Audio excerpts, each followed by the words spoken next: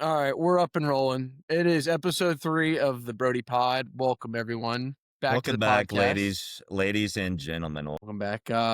Yeah, who would have thought? Made it 3 weeks in a row. We're here. Let's do it again. Applause, please. Thank you. I initially thought this. You might be thinking to yourself, "Man, this podcast came out a day early." Yeah, I think in the last one we mentioned this was going to be recorded a day later, and then just scheduling worked out. So we're getting it done today. We're getting it done on Monday. It's going to be released Tuesday. Hopefully. And be sure to follow the podcast on Spotify, Apple Podcasts, and YouTube. We're on all 3 platforms. If you are on Spotify, please go over and rate the podcast 5 stars. If you don't rate it 5 stars, we can't stop you from not doing that. So do as you wish. If you're watching on YouTube, be sure to like and subscribe. We might show up at your house if you don't give it 5 stars. But Matt might show up at your house. I won't show up at your house. I think I'm less intimidating than you, so. Speaking of following the show, be sure to follow us on Twitter and TikTok at Brodie Pod. Matt, I want to just say real quick, shout out on the Twitter. You are so active on the Twitter. You're retweeting just stuff. You're tweeting out show links. You're tweeting out the TikToks. Just if you don't know, guys, Matt runs the Twitter. He's handling it. And he's doing a great job with it. Yeah, please don't be mean to me. I'm doing. On the other hand, I'm handling the TikTok, and we're working things out. We've thrown a couple takes out there. I think it's been doing pretty well so far. Yeah, we're just seeing what gets the most kind of attraction, the most attention, really. It's been honestly just a fun thing to learn, and just as we're growing the show, as we're getting better at this, we're getting quicker with putting the TikTok clips out there, putting the Twitter takes out there. So yeah. But if the intro's out of the way, I just would like to welcome everybody that is back from probably one of the best sports weekends we've had. We had college football, we had NFL, we had Ryder Cup. Am I missing anything? I think that's all we really need. But I mean, it was a great weekend full of just top 10 matchups. NFL. Yeah, I'm gonna get into it later, but the amount of single score games. Yeah, these games are a lot better on paper than what they maybe showed out to be. But I just want everyone to stop, take a deep breath. We're already in week 4 of the NFL. Actually, week 4 is done in the NFL. That is true. We are week 5 is approaching. We actually have bye week starting this week. College football, we're in week 6 already. Wait, no, we're in week 5. We just finished week 5, going into week 6. So, guys, just embrace the football season, because when it's not here, flying past, man. It's flying past. We're already, a quarter of the way through the NFL now? So be sure to just embrace this. Live in it. Really, really feel like you're getting the most out of these games. Unless you're a Saints fan, then unless you're a Saints fan. Pray that it's over quickly. It's been tough. But with that, we'll get into kind of a recap of week 4 of the NFL, the National Football League. And you know what, Matt? I think we actually did pretty good on our picks last week. I think we only missed a couple of these. I know between both of us, I think you were on a hot streak. You smoked me pretty good in it. So this week, yeah, in the week of picks, okay, I went through and was kind of tracking. We still don't have a punishment, but when we preview the next week of the NFL, we will talk maybe. We're gonna figure something out. I have a couple ideas, I can guarantee you that. So do I. It's tough. So we'll start off. We're gonna go on these games by order. I forgot to mention this in the last one. Actually, Matt, I forgot. We have a new segment. Yes, sir. We're about to get right back. We're about to skip right over the new segment. We're jumping into it? New segment is going to be, we're going to jump into it. Okay, we're back with a new segment we're going to do on the podcast. This is going to be Brodie of the Week. We're kind of coming up with some new segment ideas. If you have anything, please drop it in the comments, whether it's on Spotify, YouTube, or Apple Pod. TikTok, Twitter, whatever it is. TikTok, tweet us. Whatever platform y'all want. Don't get me wrong, me and Matt are creative guys. We're going to come up with some good ones, but this is going to be Brodie of the Week. This is going to be like a positive spotlight we want to do on a guy or gal, whether we think they did something cool or they performed well in a game. But we each have 2 for this week. It might be 1. It might be, truly, there's always going to be something cool that happens. But so I'll go first. My first guy, and these are kind of connected a little bit. I haven't told Matt who these are, and he hasn't told me his, but it's going to be Caden Proctor of the Alabama Crimson Tide.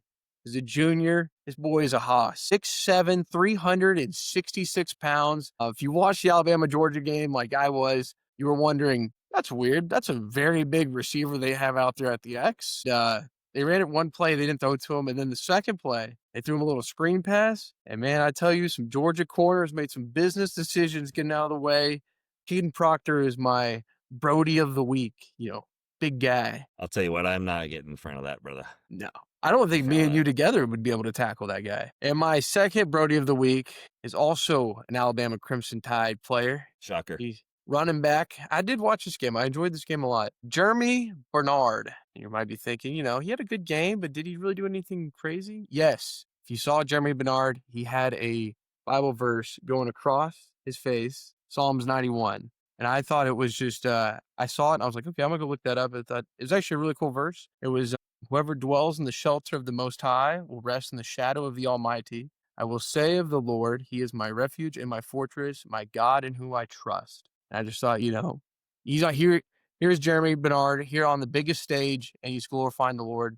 I really did appreciate that. Shout out to Bernard and Shout Caden out. Proctor, my Brodies of the week. To piggyback off that, I assume everybody knows Tim Tebow at this point, and If you don't know Tim Tebow, what he's done so far, even after his career. NFL wasn't so good, but that's not the point. He was amazing college player. Obviously, he had the John 3:16 yep. going across, the same thing pretty much. And I vaguely remember that being the most searched thing on Google that same night. Yeah, what about whatever, like in the NFL game when he threw for like 316 yards and it just that number kept popping up? I Yes. think Yeah. in today's age, it's just nice to see these athletes giving credit to God. I think everyone says it after every game, credit to, my God, my Lord, Yeah. Jesus Christ, I can do all things through. Shout out to Ohio State because, last year, obviously, it was a huge thing for them.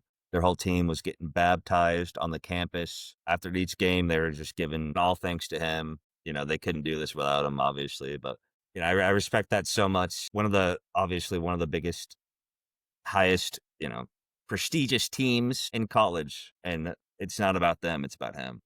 I thought that was just a good positive thing. I want to, we got this platform. I want to make sure we raise them up. Those are my Brodies of the week. Matt, who are your Brodies of the week? Yeah, so I'll start off with a guy that I'm sure nobody's heard of unless you're a New Orleans Saints fan. Jonas Sanker. Who? Exactly. Rookie out of Virginia. He's a free safety.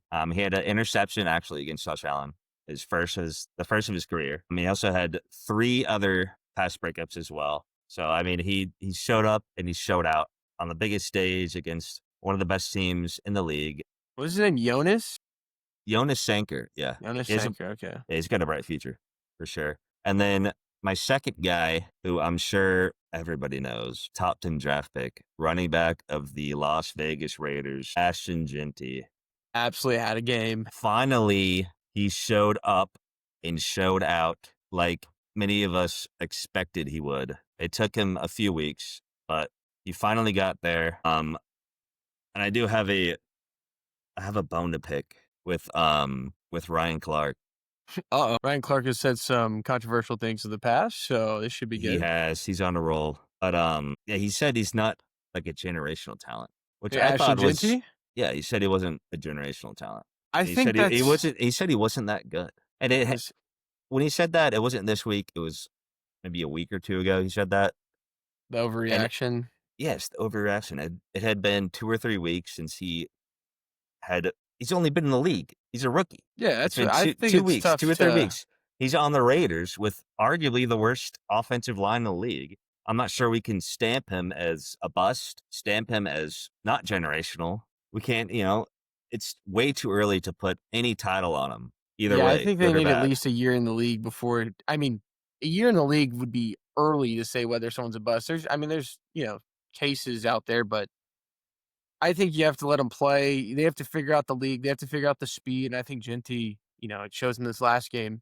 He's picking it up well. And whether the offensive line is struggling or not, it didn't look like it was struggling too much yesterday during the game. So we'll get Yeah, into that more in the recap as well. But that's just a new segment we're throwing out there. We appreciate everyone. If you have any other ideas of segment ideas, and as we iron this show out, throw it over to the comments or the Twitter or TikTok even. But with that, we will get into recapping the NFL, the National Football League, Week 4, and we will start with the Seahawks at the Cardinals. Seahawks 23, Cardinals 20, Thursday Night Football, and me and Matt both picked Seattle although Seattle tried to throw this game away. It was a walk-off field goal by Seattle, and Kyler Murray did not look too good in the first half and kind of came back around in garbage time. I think, I don't know, Cardinals maybe struggling lately. We'll start with the game in Dublin. If you woke up early enough to watch this game, first of all, if you woke up early enough for, was it Jalen Warren for the Steelers that was ruled out?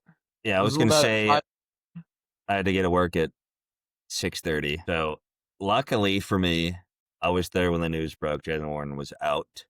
And the Gainwell got the nod as the bell cow back for that game. And luckily I picked him up, not to get too much into fantasy football, but I did pick up Kenneth Gainwell. Started him. He had about 28 points. Had a hell of a game. Obviously, the best game of his career by far. And I will say, you also picked the Steelers in this game. Steelers won 24 to Vikings 21. I had the Vikings, and I got some beef, man. This is just too early to watch football. I know it was the first NFL game in Dublin, but no one wants to wake up that early on Sunday and watch football. It was a good game towards the end. Steelers looked balanced, if you want to say that. They were running the ball well. Aaron Rodgers, turning back the clock. I did love Aaron Rodgers' power stance on the tush push that they ran. If you able to saw that, he just was hands on the hips, standing back there like Captain America. We're absolutely getting Perk Rodgers turning back the clock. And, the Vikings,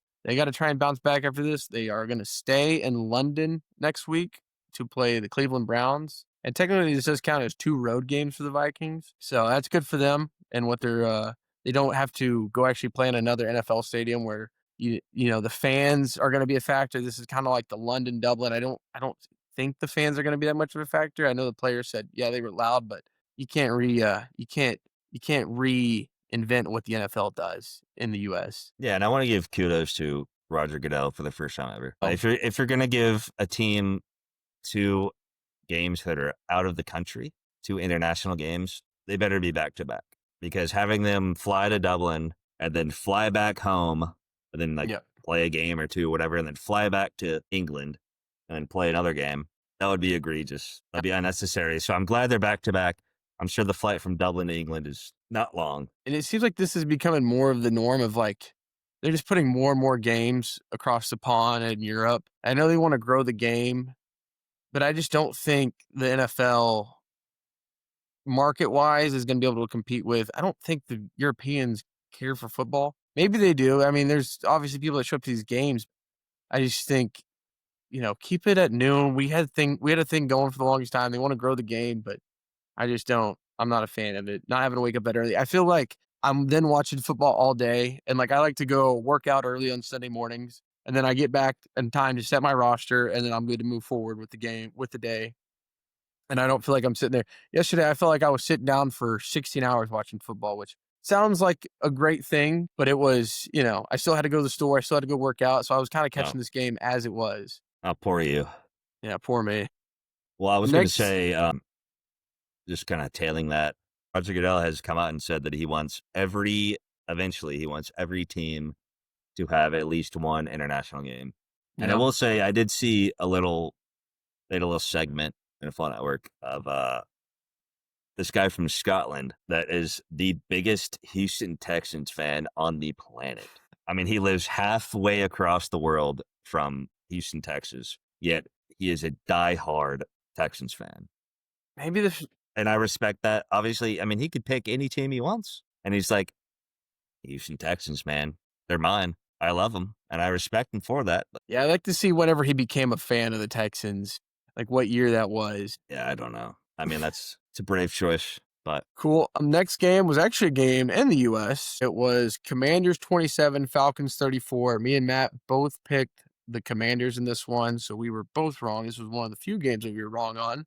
Jaden Daniels was out again, and I don't know if I didn't really catch up with this game, but I did reach out to some Commanders fans and got their thoughts on it. Some of the guys that are in our fantasy football league. We have 2 Commanders fans. So I reached out to them. I said, hey, got any insight for the game? I know you guys are keeping up with it. We may, when the Cowboys play the Commanders, bring them on for a Commanders corner, 5 minutes with the Commanders, just let them go at it. But they said the Packers and Falcons move the ball at will, and we could all see the issue from coach, but Joe Witt couldn't see from the booth. No pressure up the middle, no stunts, no inside blitzes, all while the defense looked completely lost whenever a player goes in motion. Lattimore is looking old and being burnt way too often. We don't seem to adjust to it. The defense plays way too soft shell, leaving massive gaps up the middle, and the flats are wide open. The offense has to score every possession in order for us to stay in the game. And with Jane Daniels out, you can tell the offense just isn't the same. We are riddled with injuries, but should still be able to get the job done if defense can provide any life. So, but they weren't able to do it in this game. Falcons were able to pull it out. I didn't really see too much. You got anything on this one, Matt? Yeah, I mean, last week Falcons lost 30-0. So I would classify them as a bipolar team in general, mainly offense. Going from scoring 0 to 34 is quite the turnaround. Yes. I mean, they had about 450 yards, 4 touchdowns. Bijan is looking like the best back in the league. What? Which I don't think that's crazy to say at this point.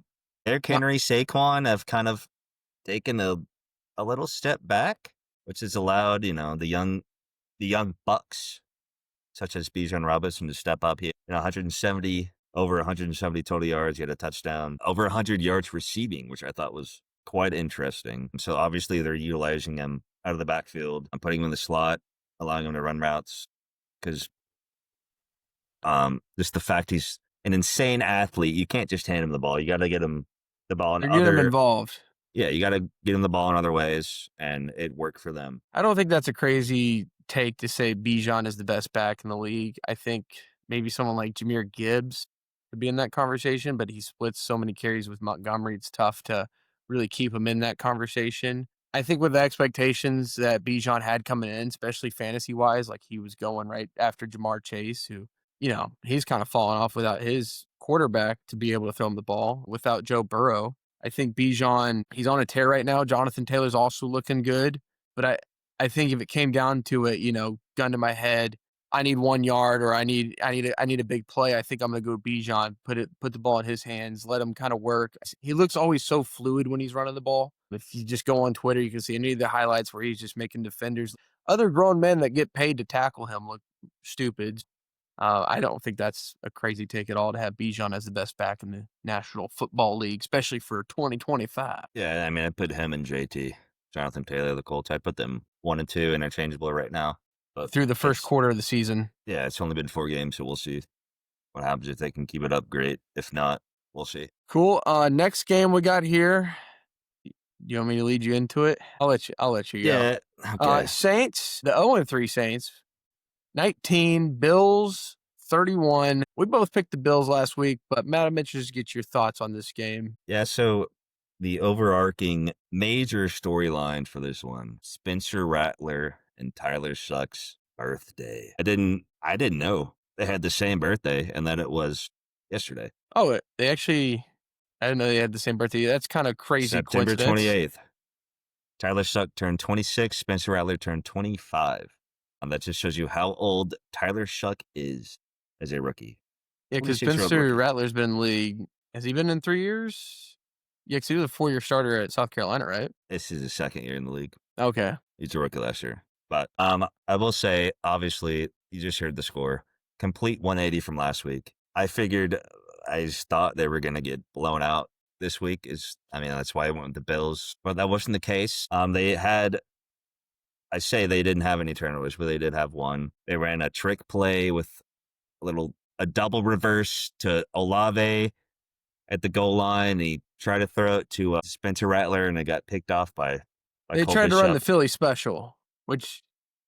They ran the New Orleans special, and it didn't work. Yeah. It worked for the Eagles. I did have a note on this game. I put that it was closer than I expected. I think a lot of people expected, especially through halftime, this game was a lot closer. Everyone was kind of on edge of could the Saints pull this off? Could they pull out this win? And then the play that you're talking about, the New Orleans special, I put that Spencer Rattler, he's actually not the worst quarterback on the Saints. That belongs to Chris Olave.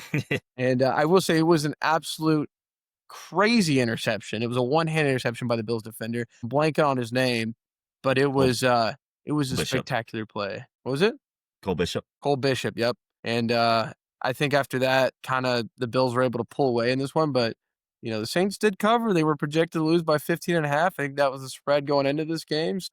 They pull it out if you took the under on that, and I got to worry, but I think you look good as a Saints fan right now after last week to this week. There's been a massive improvement. Yeah, I mean, they only had 4 penalties today, which is a substantial improvement from last week. I think Kellen Moore got in their faces this past week and was like, "We got to clean this up," or something, or something's got to change. We got to clean this up. This is unacceptable at the professional level, and they did. I will say, Spencer Rattler, dude, he's looking like the numbers are not there to support how good he has been playing. He only had slightly over 100 yards this past week, but he made so many plays with his legs. I mean, he scrambled. He was juking out DBs. I didn't know he had that in him. I will say he looked a little Lamar Jackson-y. Is that insane? Oh no, that is you're probably talking insane. yourself into Spencer Rattler. I'm getting a little crazy, I will say. But I mean,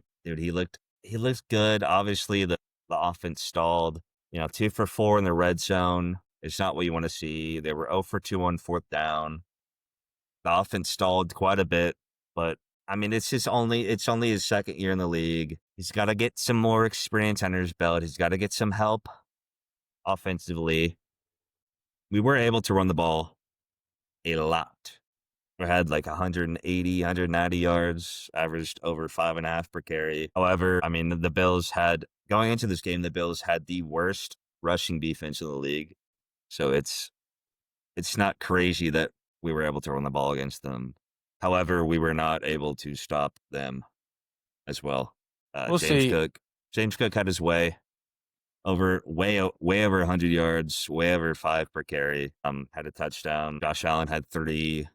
I'd say the Bills are one of the last undefeated teams now. There was a couple that went down. They're one of 2 with them and the Eagles. I'll say after this game, the Bills, I don't think they're going to be the last undefeated team over the Eagles. I think the Eagles are looking strong, but not to cut you off on your Saints soapbox a little bit. I think you have to, or else I'm going to keep going. Yeah, we'll go down a rabbit hole with the Saints. So close it out defensively. 3 sacks, 5 TFLs. That interception from Shanker, and they also had Pete Werner also dropped another interception. But I will say, I feel like the entire team watched our TikTok we posted last week. Yeah, I think they were inspired. I think the sprints helped. I don't think they didn't want to run more sprints this week is why they played well, I think. Yeah. And I respect that. Moving on to the next game. Listen, these games that were blowouts, we're just going to kind of skip through.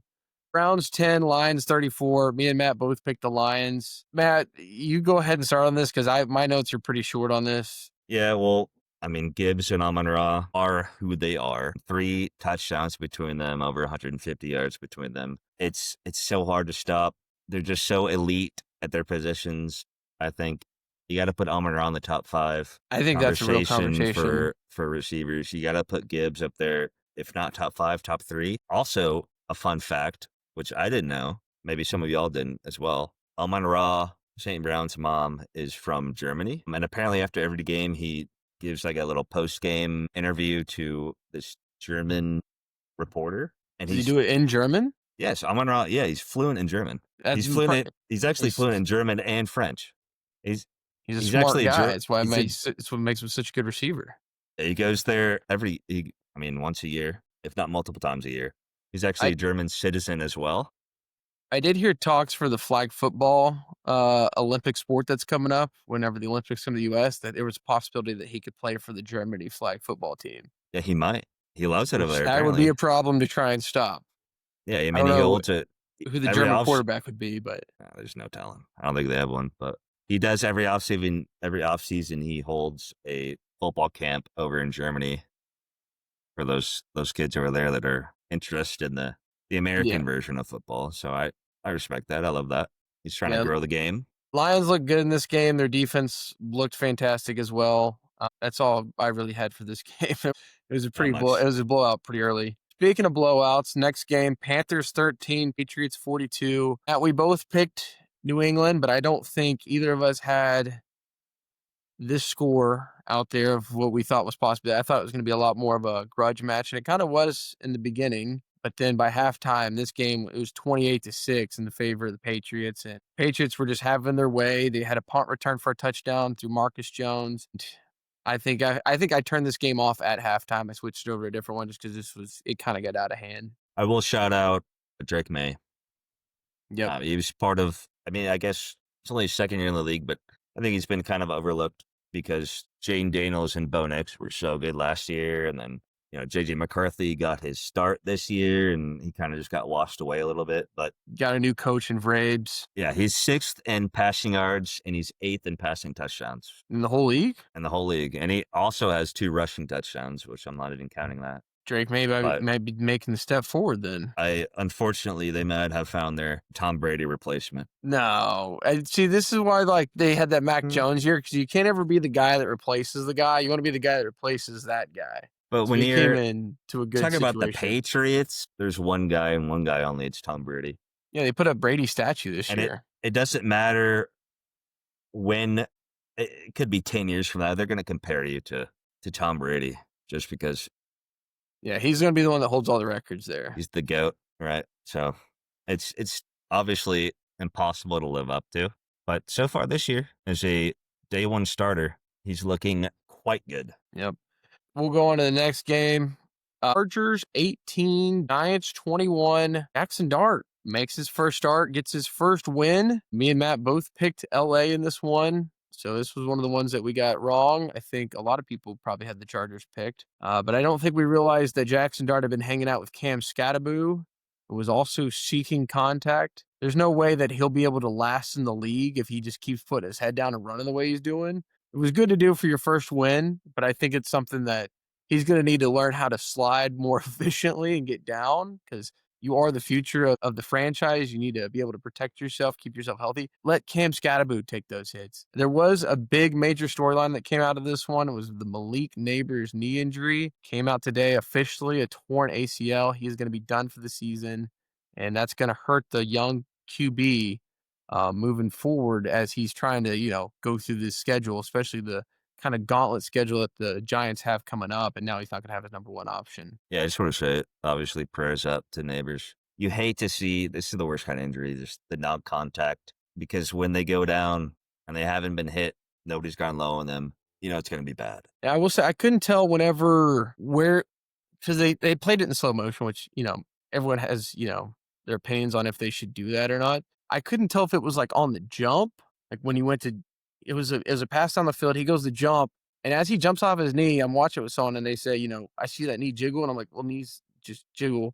But it looked like on the landing, it was a very violent landing. I can't tell exactly where it happened, but I also didn't realize how many injuries have happened on that field, on that turf out there at the MetLife. Yeah. So I want to make that a point. Regardless of if the injury happened on the takeoff or the landing, it was because the field is turf. And the NFL has got to stop being cheap in that area, especially. They're skimping out. They've got to replace every single turf field with authentic grass. That would cut down on injuries, especially lower body injuries, substantially. And the severity of them. It's just, I don't know. Maybe I think they cheap. also have a lot of Obviously, concerts at the MetLife, so I think that makes it easy to roll stages out but there, it's roll the not turf just up. it's not just MetLife. There's other stadiums that have turf. I mean, it's got to be just a money thing. But I So I'm think sure there's like it's a new turf way coming out that's a lot better for the knee, or just for lower body injuries in general. Yeah, but it's got to be a money thing that they don't want to have. They don't want to roll out actual grass and pay for the upkeep for that. Yeah, They just want the turf they can roll out there and just get ready to go every week. Don't have to do anything with it, even though they're sacrificing their players, especially Malik Neighbors, which is one of the top names, especially offensively, and that's going to hurt Jackson Dart's development substantially. Because there goes his number one guy, And now he's got to go through this gauntlet of a schedule. and I don't. Who's going to step up? Wando Robinson? No, That's who he's going to throw to. It's such a blow for the Giants to, they finally get some positive vibes going, and then all of a sudden their number one receiver goes down, number one option for Jackson Dart. The Chargers, I didn't really see too much from their side of things. Justin Herbert looked kind of definitely took a step back. Wasn't the Justin Herbert that we had saw the first 3 weeks, but I think the Giants just were kind of inspired and played a little bit more angry. I know, especially like adding Cam Scadaboo in there, I think that just gave them a little bit of an edge. They were just running the rock. Jackson Dart needs to, like I said, get down, or else he's going to have a very short career in the NFL. But Yeah, I I didn't see mean, too much from the Chargers side.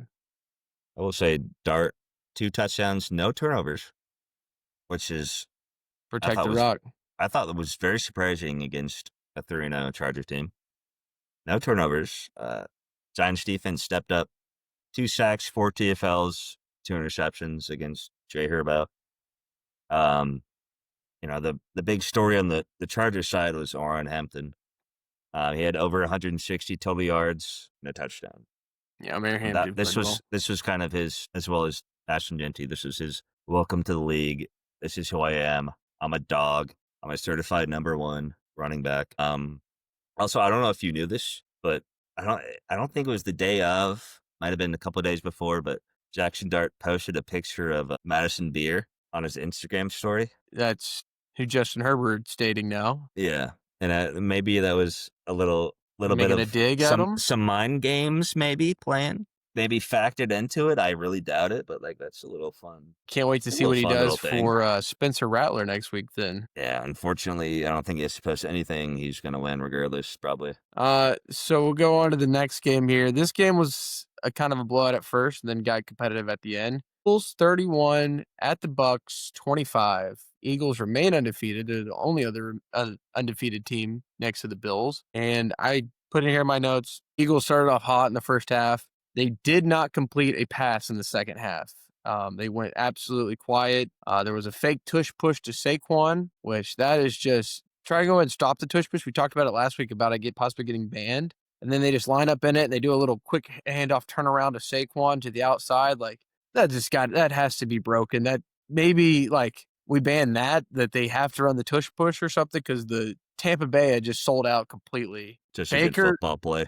Yeah, Baker played pretty good in this game, especially in the second half. He tried his best to bring him back, wasn't able to. I did have down here after the game, A.J. Brown sent out a vague tweet after his 1 catch for 7 yards. It was, if you're not welcomed, not listened to, quietly withdraw, don't make a scene, shrug your shoulders, and be on your way. Very vague tweet and possibly trouble in paradise. What'd you see? Yeah, I find that. Well, I didn't know about that post from AJ, but I mean, I understand as the number 1 receiver, a unanimous top 10 receiver in the league. I understand you want your touches, your catches, you want your yards, you want your touchdowns. But if the team is winning, I don't handle it behind closed door. It shouldn't matter how you win as long as you win. Yeah, and he just had a crazy game last week. Is he satisfied with 1 Super Bowl? I don't know. I just think you're making this like everyone was just going to talk about. Yeah, the Eagles remain undefeated. He's now made this a storyline of is AJ Brown happy in Philadelphia? I don't think it's something that's gonna just wash away or blow over. Now I think this is gonna be something where people are gonna be like, anytime he's not getting his targets, anytime he's not getting his catches, people are gonna wonder, is AJ Brown gonna be upset again? Even though the Eagles are continuing to win. I will say I saw a fun fact. Jalen Hurts has not lost in the calendar year in all the games that he's played, or in the games that he has not, or in the games that he has played all 4 quarters. So he's 18-0, and his last loss was to Tampa Bay on September 29th, which is today. So by next week, he will have not lost the full calendar year. They did lose. The Eagles lost to the Commanders December 22nd of last year, but Jalen Hurts only played 2 drives. He got hurt, and they already kind of had the playoff seeding locked up. So Jalen Hurts, he's a winner. Just to touch back on that AJ Brown stuff, do you know how many receivers there are in the league that would give anything to be in the situation that he's in? It's probably every single one that's not on the Eagles. Right. There's, like, I understand there's divas, like Odell Beckham was a diva, and Antonio Brown turned out to be like a diva. They want their touches, Ochocinco. And divas are good. I mean, you want a little bit of a diva receiver. But if you're winning, you just won the Super Bowl. You're favorites to win it again this year. You're 4-0. Like, stop. Just stop. Get some help. Accept it. Stop. Accept it, man. Just take I think you should leave it to someone like me who has him on my fantasy team. I will go out on my sword and say, get him the ball. just make the most of your opportunities that you're given. Yeah. It does make me, I hope this tweet is just saying that he wants targets, he wants targets, he wants catches, and not saying, he's going to just start, quiet quitting on the Eagles. I think, the season's so early, he's got to be able to bounce back here. And the second he has a good game, everyone's going to probably shut up about it. But this is just something, is there trouble in paradise? Is A.J. Brown happy? Trade deadline approaches. Could the Eagles make a move, get him off and get someone else in there? So that's the new storyline that came out of this. See how that worked out for the Titans, trading A.J. Brown. Yes. Didn't work out well for them. Great segue to the next game here, Matt. Titans 0, Texans 26. If only they had A.J. Brown. If only they had someone like A.J. Brown who wants the rock and can catch it. This game was – the score would make you think this game wasn't close. It was 6-0 at half, and it could have been easily 6-6. The Titans missed 2 kicks. Their kicker is definitely getting jumped in the locker room. I put it here in the notes. We can skip this game. The teams are just as bad as we thought. Matt, if you have anything to add, feel free. If not, I'm going to move on to the afternoon games. I will say I feel bad for Ken Ward. Obviously, being the number 1 overall pick, you're going to go to the worst team in the league, and they are living up to that title. He had a post-game interview, conference, where he said, and I quote, "If we keeping it a buck right now, we ass," unquote, which I agree. Which this quote shows me He's aware. He's aware. He wants to win. This shows me he's not just complacent. He's like, okay, I was the first pick. I'm going to the worst team. We're supposed to be bad. And he's not just going to roll over and let that be the case. He doesn't want that. He doesn't want it. He wants to win. He's a winner. He's the first one. This past offseason. He was the first one to the facility. He was the last one out. He's a hard worker. He wants to win. Just the team is right at this current moment. It's just not there. Yes. They're bad. And the team around him is just not enough for him to This game win. was also battle of the 0-3s. And I think this just shows there's different tiers to 0-3. The Texans were able to, put up points, move around, get the ball going. Not in the first half, obviously, but the Titans are just a different 0-3. They're not good. And Titans and Saints are now fighting to see who will be the last team to win a game. Hopefully they play each other. I know the Eagles and Bills will play each other in December, so there won't be just one undefeated team left. And there won't be – the Saints do play the Titans. Second to last game of the season, December 28th. So that might be – might be the Ophir Bowl. Might be Cam Ward's first win. Might be Spencer Rattler's first win. Who knows? All right. So that was the rest of the noon games. Next, we'll get into the afternoon games. We'll start with Colts 20, Rams 27. We both picked Indianapolis, and Puka Nacua is a fantasy football nightmare if you're playing against him. If he's on your team, you're happy. He had 13 catches for 170 yards and 1 touchdown. Daniel Jones in this game, I think last week we were kind of saying, Daniel Jones looking really good. He still kind of looked okay in this game, but he had 2 interceptions, and that just is not going to get it done. So Adai Mitchell, the receiver for the Colts, had a touchdown in the third quarter. He was going to celebrate. It was a long touchdown. It was like 70, 60 yards, something like that. And as he's running into the end zone, he drops the ball at the 1-yard line, touchback, and the Rams were able to get the ball, take over, and from there, the game was over. I will say, personally, I've never scored a touchdown in a football game on any level. But if I had open field, I'm running with the ball, dropping it would never cross my mind. Both hands over it. It would never cross my mind. I'm holding it all the way to the ref, and I'm handing it to him. Why would you? Is it like a celebration? Yeah, it was so close. What is the thought? It was so close to going in. But this has happened countless times.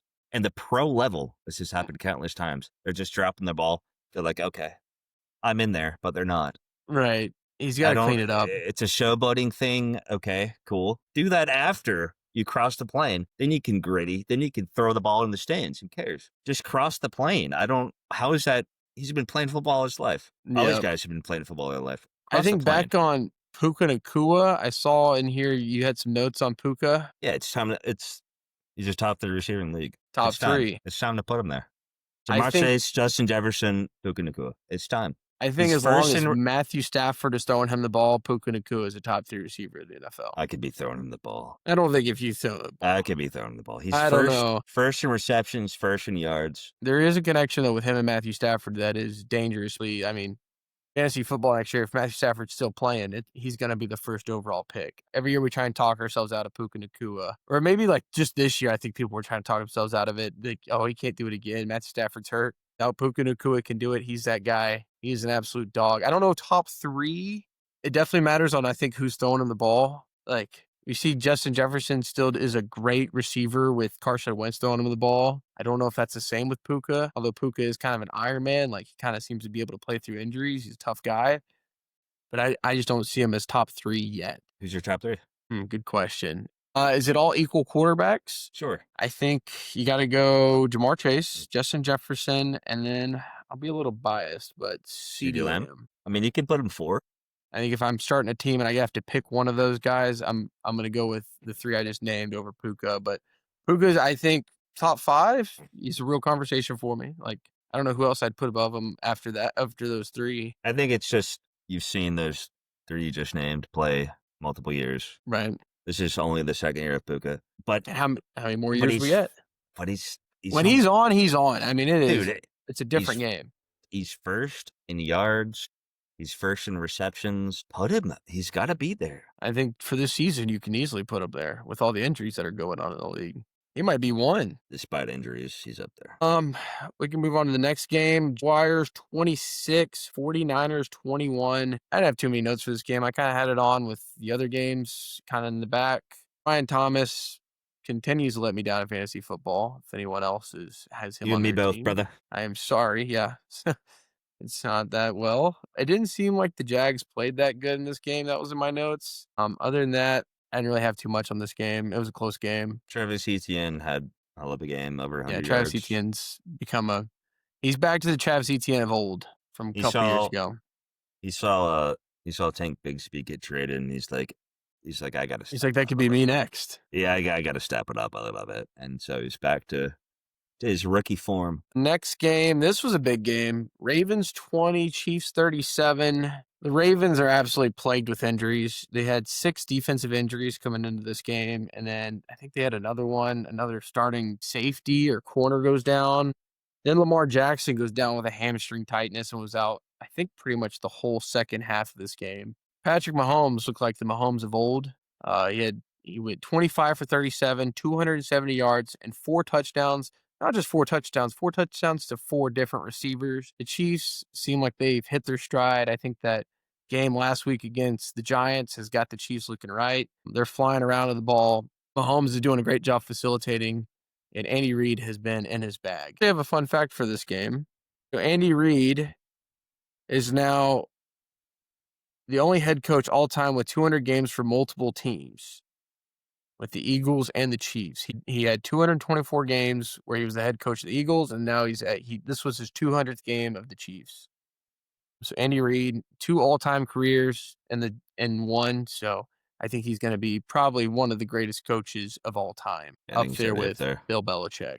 I do want to say, I think Mahomes people have not written him off, but they've been putting him on the back burner, I guess, thus far through 4 weeks. But he's still the best. Yeah, he's still Patrick Mahomes. If not the best, he's top 2. He's looking Mahomey. He's looking Mahomey. Chris Collinsworth will agree with you there. But just even though the team success isn't there, Mahomes is still Mahomes. And he's, if not the best, he's top 3. I will say, like I said, injuries in this game for the Ravens. This wasn't the Ravens that played the Bills week 1. This was a injury-riddled Ravens team. I now got to wonder, the Ravens, they've been going on a little bit of a skid lately. I think they followed a 1-3 after this game. Yeah, that's tough. And they're going to have to kind of turn things around in that division, especially if the Steelers are looking good. And who else is looking good in that division? Cincinnati? No. I mean, they've fallen off. No, not with. Well, they did play tonight. Browns? They play tonight. They're 2-1. Right. So we'll see how they do. They didn't look good last week. The Browns are not. I don't think they're in. I think that division's a little bit, and it's a little chaos with who's going to run away with the AFC North. I will say it's still very winnable division. Obviously, even though the Steelers look good. But if this injury lingers for Lamar Jackson, it's going to be a tough road ahead. I don't even know who their backup quarterback is. Wait, yes, I do. It's Cooper Rush, the old Cowboys quarterback. I remember I saw him come in. I said, "Oh, that's where Cooper landed." So I don't think Cooper Rush will lead them to any playoff success, but we'll see. The Ravens gotta figure things out. Next game, Bears 24, Bears 25, Raiders 24. I had the Bears in this game. And Ashton Genty, as we alluded to in Brodie of the Week, absolutely had himself a day. 21 carries, 138 yards, 2 receptions, and 3 total touchdowns. Geno Smith, on the other hand, didn't really try and help out the Raiders too much.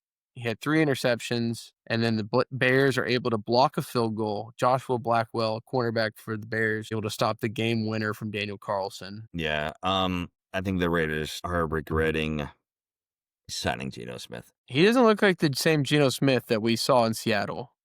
No, he's not, and I'm not. Like, I get it. Like, maybe they don't want to be.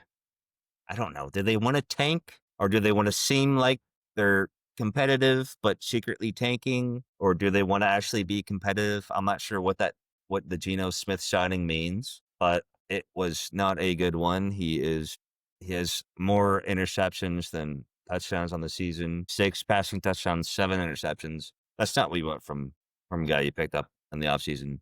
And we just talked about the AFC North kind of being open. The AFC West is a gauntlet. It's going to be Chargers, Broncos, Chiefs, and the Raiders are just kind of there. You hope that they're a little bit more competitive, but I don't think that's a division that they're able to win with Geno Smith. Absolutely not. So maybe this was their plan all along. Maybe they knew Geno Smith was going to be this bad. They're like, yeah, let's sign him. Let's get another top 10 pick.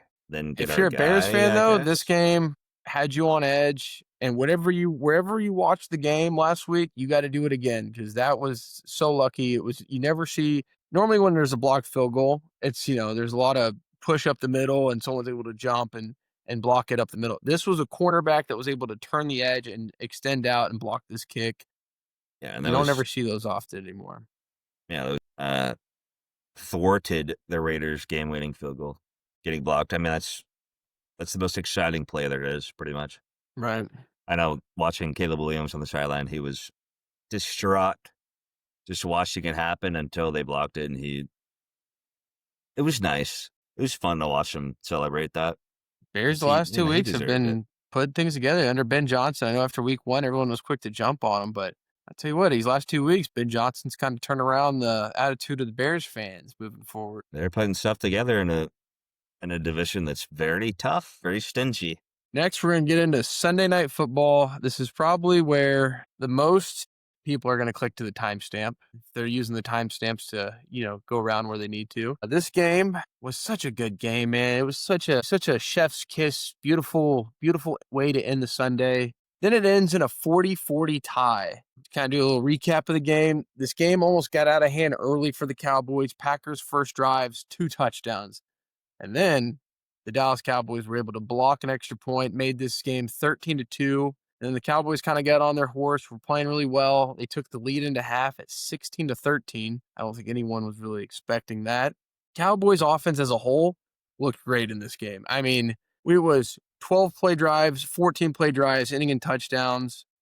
And then this game just ends in a tie. I will say the good game, like the GGs of this game, go to Dak Prescott, who was absolutely on fire. Dak Prescott goes 31 for 40, 319 yards, 3 touchdowns, 1 rushing touchdown, and then a passer rating of 124.9. Dak Prescott was on fire. George Pickens, another one that I had, starred here, was 8 catches off 11 targets for 134 yards and 2 touchdowns. Stepped in. We were also missing CeeDee Lamb in this game. So, we ended in a tie, but it almost feels like a win as a Cowboys fan, even though ties absolutely suck. Monty Williams, 20 carries for 80 yards, 3 catches, 15 yards. So he finished with 100 yards total and a touchdown. And then I got to show the Packers a little bit of love here. Jordan Love was on fire, 31 for 43, 337 yards, also 3 touchdowns, all 3 to Romeo Doubs, who had 6 catches, 58 yards. And like he said, the 3 touchdowns from Jordan Love. And Josh Jacobs, an absolute dog, 22 carries, 86 yards, 4 catches, 71 yards, and 2 rushing touchdowns. Dak played a great game in this game. I don't think uh, if there's anyone to blame, possibly our defense not be able to stop anything. But Dak had a good game. Schottenheimer called a great game. It was very balanced. Like I said, we were missing CeeDee Lamb. Boys showed some fight, even though our defense couldn't stop anything. But neither could the Packers. I want to highlight one of the Cowboys players, Maurice Leafau, Cowboys linebacker number 35.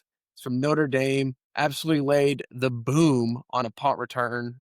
I guess he was on the punt coverage team. Laid the boom. He almost reminds me of like a Troy Polamalu with the way his hair is and it hangs out of his helmet. I don't want to say he is Troy Polamalu, but I mean, dude was laying some hits. He also had another hit in the game that resulted in a late penalty. It was a late contact hit. I don't mind that as much. It does suck that was penalized, but I'd rather my team have too much fight and you guys get in trouble for going a little too hard. I compared him to a heat-seeking missile. This was Micah's homecoming. Micah didn't really affect this game. I will say maybe the last drive in overtime, he had a shoestring tackle on Dak that was counted as a sack. Also, that should not be a sack. It was for no gain or no loss. But the NFL credits that as a sack, so they're going to say, Micah got a sack on Dak. That's not true. Help by prelate. Yeah. My other things on here is Romeo Doubs elite? I don't know. I think the Packers just don't have any other receivers to throw to besides Golden. Overall, like I said, this wasn't a bad game. It had some weird beef with Jerry Jones and Micah Parsons. Like Jerry Jones was on the Sunday night preview and was doing an interview with Jason Garrett, and they were talking about, are you sad you lost Micah Parsons? Maybe. He's like, now that I got a couple players coming back for Micah, right? So, 4 players make credit of one. I was like, first of all, Jerry, we got 1 guy and 2 draft picks. We didn't get 4 players. But yeah, this game ended at a tie. That was so stupid. They need to implement the college overtime rules, or what I've been saying, we do the golden boot, where you have each kicker line up and you keep moving it back 5 yards until someone misses. Even if we did rock, paper, scissors, there should be no reason that an NFL game ever ends in a tie. I do like the college overtime rules where it's, each team gets an option to go for it from their 25.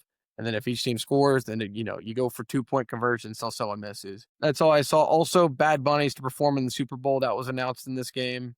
I don't really listen to Bad Bunny. I'm not, someone that's going to get hyped about the Super Bowl halftime performance, but I just saw that was a notable storyline that came out of this. This game was a scoregami. It's the first ever 40-40 tie. So I like scoregami. So if you don't know what a scoregami is, it's anytime a score happens in the NFL that has never happened before. So I think this was the second highest tie. The other one was like back in 1963. It was 43-43. I don't know those teams, but overall, as a Cowboys fan, I don't know. I feel like there's an itch that hasn't been scratched. I would rather like to know if we won or lost this game. And I think a lot of Cowboys fans and Packers fans feel the same way. That's my spiel. Matt, what do you think? I respect that. I like that. I will say, as of now, the Cowboys have the number 1 passing offense in the league. Dak Prescott is number 1 in passing yards. Yeah, Dak Prescott was slinging. I know there was that one throw in overtime. Did you see this one where he was rolling out to the right? I did. Yep. And throws it off it's like a fadeaway. He's not even rolling it at the line, but it's a fadeaway. Throws it up. Initially, when he threw that ball, I thought, well, he's throwing it away. Nope. I thought the same thing. That was a $60 million throw. We always talk about, is Dak worth the money? Yeah. That throw was only where his receiver could catch it, or it was going out of bounds. Look a little Mahomey. It was not looking. It was, I don't know if it was Mahomey. But it sucks that on that drive, then we weren't able to score in overtime. We ended up kicking a field goal, and I think just listening to like the local Dallas radio stations, they were saying, when Schottenheimer kicked that field goal, he was saying he was happy with the tie. I think a lot of people would have liked to see us go for it, but it's like one of those, it's a double-edged sword. If you go for it and get it, everyone credits you. You're awesome. Dan Campbell effect. If you go for it and you don't get it, the Packers then just have to drive down, kick a field goal. People are saying, should the Cowboys fire Schottenheimer? That was a dumb decision. I also thought the Packers were going to lose this game. I don't know how Jordan Love on that last drive was able to save it with 1 second left. I think that clock should have been running out. I don't know why they even ran a play there. Yeah, that was a bold decision. It worked out for him, but it was maybe half a second from not working out for him. I don't know how the time didn't tick down to 0. The players after the game, they even thought it was weird that it was a tie, but I guess who won the Micah Parsons trade? This just makes that storyline even more weird if, I guess both teams did because it ended in a tie, but our defense, I guess we have to score more than 40 points. I will say, as a non-Dallas Cowboys fan, I have always liked Dak Prescott. I've always been a fan of him off the field, on the field. I know you're going to have some different takes about him, as will other Cowboys fans. Obviously you want the production in the postseason, but I think since his rookie year, I think he's been a top 10, top 12 quarterback in the league. It's just the team around him needs to be better. I know, a couple years ago, Deron Bland had the most pick sixes in the league, right? That doesn't account for how many yards they give up on defense. Dak Prescott, the money he was paid was earned, and it was rightfully so. Like, he got paid accordingly. Just every year, the yearly salary of every player goes up, not just quarterback. It's going to go up for receiver, for running back, every position. It's going to increase every single year. And because Dak got paid so much, that was just the market. It's so hard to find a competent starting quarterback in the league. Right. Like that's the number one position. And then in football, that's the guy that you want to pay. That's the guy that you want. Right. And I think it kind of goes back to, since we paid him and CD, we weren't able to pay Micah. That's where a lot of these storylines come out of. I mean, it's the Cowboys. There's always going to be storylines, right? Like Jerry Jones just lives in it.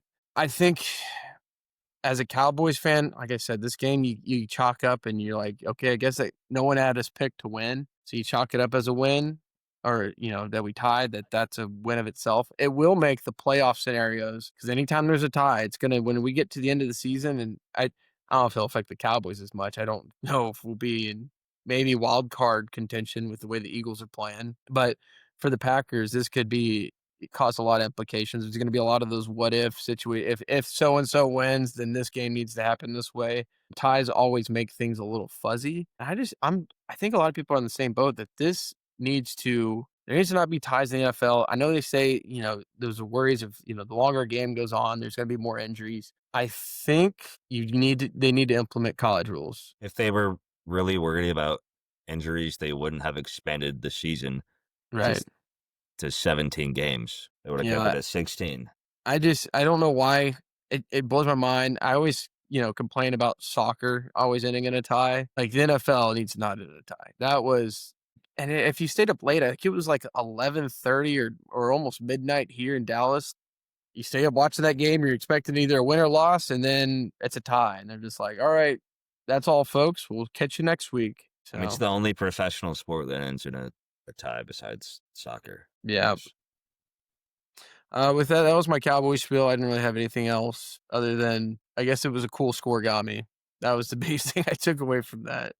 Still a fun little tidbit. Second highest scoring tie in league history, and it was first tie since 2022. I mean, I know there aren't that many ties in the NFL, but there shouldn't be any. Yeah, I want to say the last tie was Browns. It was definitely a Browns game, so I was watching it. But I can't remember who they were playing. There just shouldn't be ties. That just makes the seeding harder. That makes, especially when you play for that harder. You play a game for almost 4 hours. I think it was almost 4. It might have been longer than 4 hours. I think it was a little over 4 hours. But then just to figure out that it's a tie, like, I feel like if you're a Packers fan, it feels like more of a loss. And the players don't want that, I'm assuming. Surely they don't. They want to win or lose. Obviously, the fans don't want that. That's the most anticlimactic thing there is in such an incredible game. Yeah, it was such a good game. 40-40, keep it going. Yeah, but hopefully the NFL, I think this will be the game, especially happening on Sunday Night Football, where they're going to have to address this in the league talks in the summer. Like, this is going to be something that's brought up, and just like they have no problem changing the kickoff rules. They have no problems pushing back the extra point. This is something that also needs to change. You don't see it often, but when it happens, you're kind of just left there as a fan going, Dang, man. I'd rather find out if our team was better or worse. And that's just we're to look back and be like, I guess we'll never know, especially as the one time Micah comes to Dallas. Yeah. So that pretty much recaps the week right now. Matt will give you guys a little Monday Night Football. What's going on? There's Jets at Dolphins, battle of the 0-3s, and then Bengals at Broncos, which I think is just starting as we're wrapping up this recap. Yeah, so, I mean, it's pretty much at halftime right now. Dolphins are up 10-0 on the Jets. This is Justin Fields' Is first Justin Fields game. back? Yeah, he's back today. Okay. Obviously, it has not gone like he wanted it to. He only has 20 passing yards, and it's almost halftime. But the only person who scored is Darren Waller, tight end of the Dolphins. And I just wanted to give a little fun fact because I know it. Darren Waller, former wide receiver, turned tight end, went to Georgia Tech, who is a fun team that we're about to get into in a little bit. But started on the Ravens as a receiver, was Little drafted as teaser. a receiver to the Ravens, converted to tight end. Obviously, he's been on Giants, Jaguars, whatever. That's going to lead us. He went to Georgia Tech, and that's going to lead us into the college football segment here. There we go. All right, next we're going to get into our Week 5 preview. And Matt did a lot better last week than I did, but I'm going to bounce back. I'm going to have a big week this week in my picks. And we're going to start off with Thursday Night Football, 49ers at the Rams. I'm going to go Rams. I'm going to go Rams. I like the connection between Matthew Stafford, Puka Nacua. Their defense is playing well. Anytime Kyle Shanahan and Sean McVay play a game, though, this is going to be a real chess match. Two of the most brilliant minds in the NFL. I expect this game to be close, but I'm going to give the edge to the Rams in this one. A little NFC West rivalry. NFC West rivalry. Next game, Sunday, London game, Vikings at Browns. Be sure to set your clocks. This game's at 8:30. Initially, when I look at this game, I don't know who I'm thinking, especially both teams are looking a little weak right now. I think Carson Wentz is still going to start this game. We are previewing this like a week early. We don't really have the injury report at our disposal. I will not be shutting my clock for this game, dude. Yeah, you'll already be up. Vikings, Browns. I mean, I'm not getting up for Vikings. Oh, if there's football on, I'll watch the football. I'm going to go Browns. Vikings. I think between the two teams, I'm just going to give it to the wide receiver advantage that I could trust in Justin Jefferson. Plus, the Vikings defense is, they're looking open. I think they're better than the Browns. I think also they're going to be bouncing back this week. Plus, they've already been over there in Europe, so they're going to be adjusted to the time more efficiently. It's fair. They're going from Dublin to England. So, yeah, I'm going to go Vikings as well. Yep. Now to the noon games, Raiders at the Colts. Both these teams are coming off a loss. I'm going to take Daniel Jones at home. I think he has a bounce back. I think the Raiders O-line, I think Indianapolis defense is playing really good. I think they're going to get after Geno. Ashton Genty could be an issue in this game, but I think I just got to give it to Daniel Jones. I think the Colts have the advantage on the defense and offense. It's going to be Jonathan Taylor versus Genty. And I'm going to take the Colts. Yeah, go to Raiders.